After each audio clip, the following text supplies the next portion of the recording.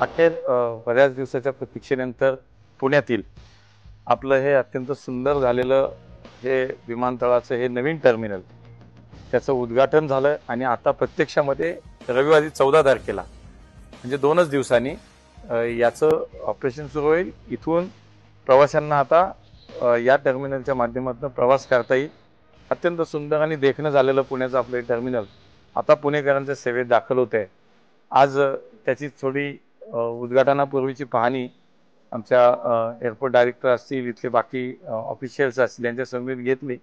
तयारी काय सगळं ओके आहे, सगळ्याच व्यवस्था सगळ्या मार्गी लागलेल्या आहेत। मला असं वाटतं की पुणेकरांना अत्यंत सुंदर आणि एक चांगल्या प्रकारची सेवा आता उपलब्ध झाली आहे।